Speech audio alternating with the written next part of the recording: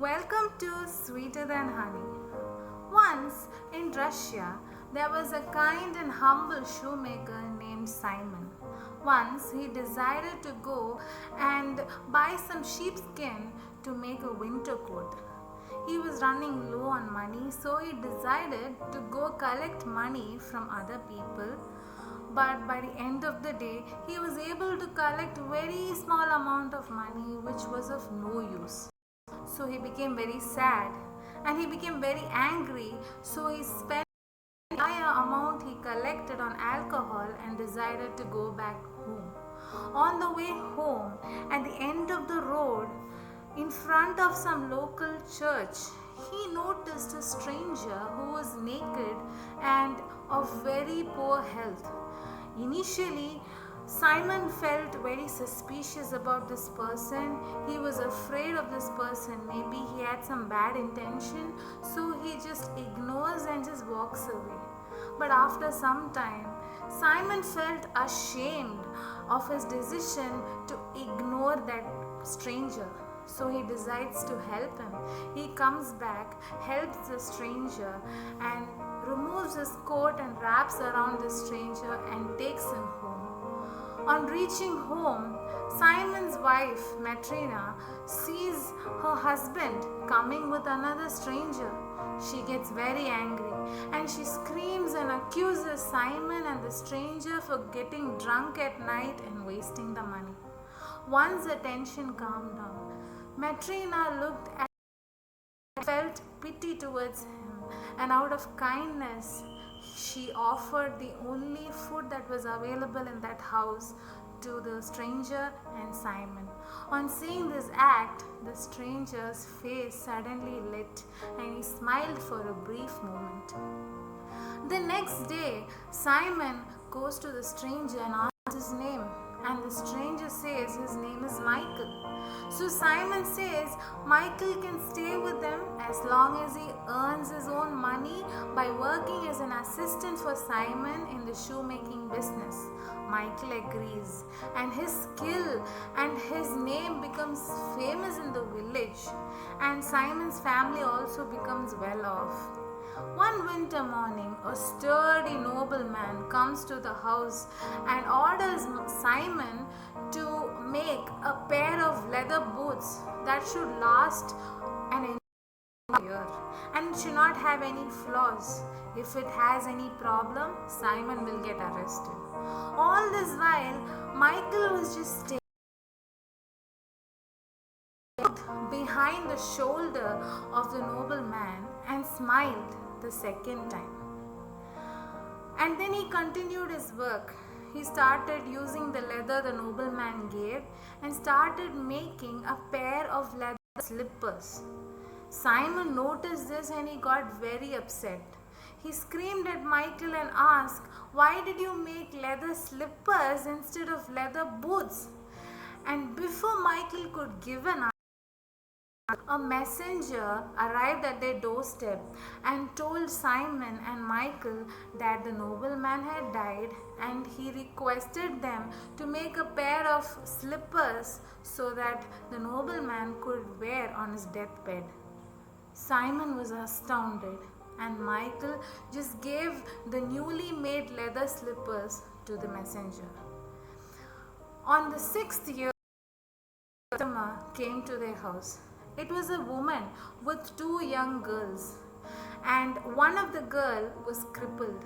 The woman requested Simon to make leather shoes for both of these girls, 3 shoes in total, one for the crippled girl's lame foot. So while taking the measurement of the foot, Simon asked the woman, "Are you the mother of these 2 girls? How did this girl lose her walking ability? How did she become crippled?" So the woman explained, "These children are not mine and I am in no way related to them. Their mother on the deathbed when she died accidentally rolled over one of the baby and that's how she became crippled. And I could not ignore these 2 babies or send them to some orphanage. So I took them in and brought them up as my own children. Hearing this story, Michael smiled again. That is, he smiled the third time.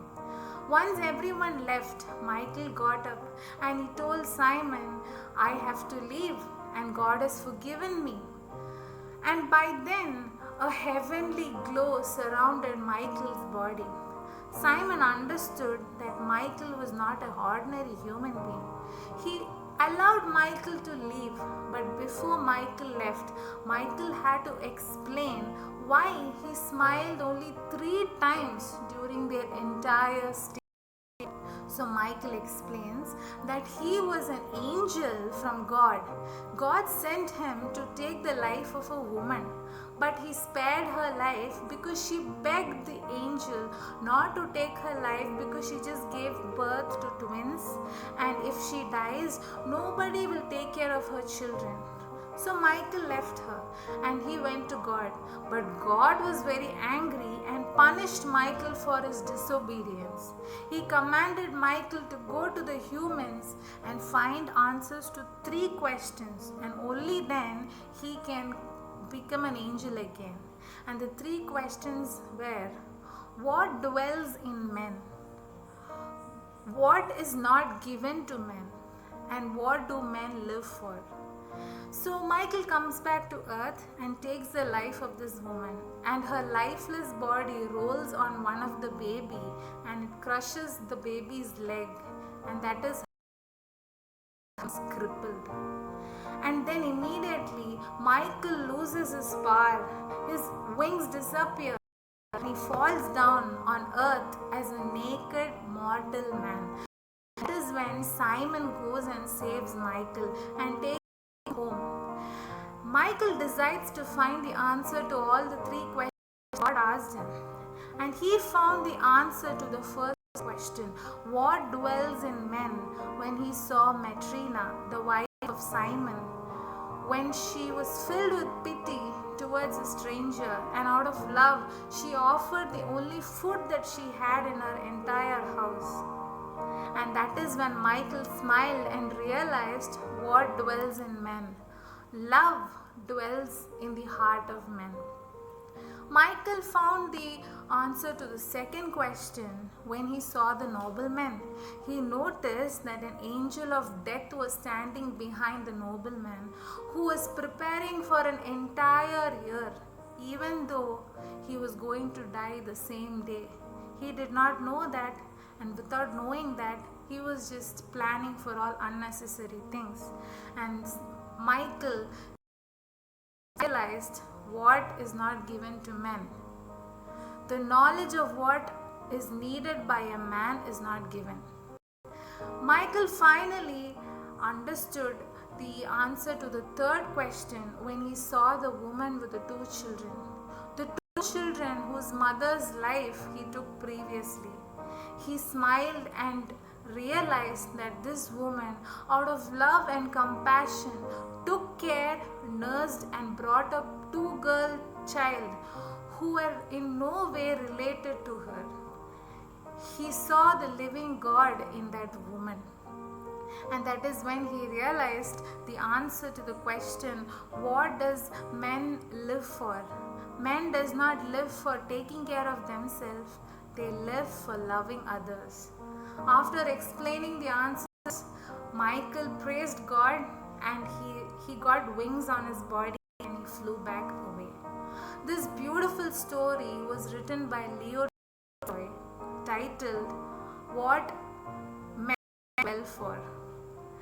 It is all about the essence of love and the importance of love in each of our lives. We are just mere human beings. We don't actually know what is important and necessary in our life because we don't know what is going to happen next. We don't know our future. We don't know if it is going to be good or if it is going to be bad. No one knew we all would end up in this crisis situation. But there is one thing we all know for certain. Even in the future, even in the present, even in the past, and that is our dear God loves us unconditionally, and His love for us is never going to end. And therefore, it is our duty to love others even if it is hard for us. In the Bible, in the book of 1 John chapter 4 verses 11 to 12, it is said, "Dear friends, since God so loved us, we also ought to love one another. No one has ever seen God, but if another, God lives in us, and His love is made complete in us."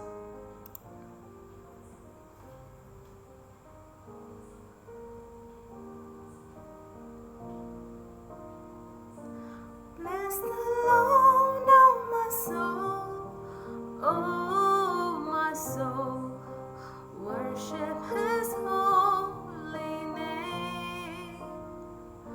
Sing like never before, oh my soul, I'll worship your holy name.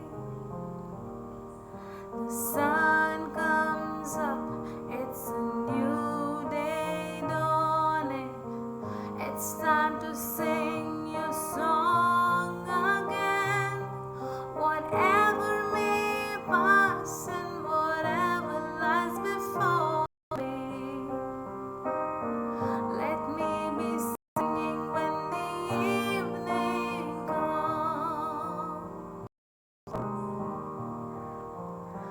Bless the Lord, oh my soul, oh my soul, worship His holy name.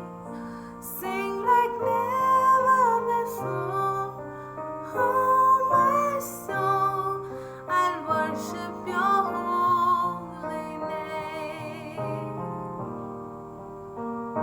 We love others the best when we love God the most. Thank you.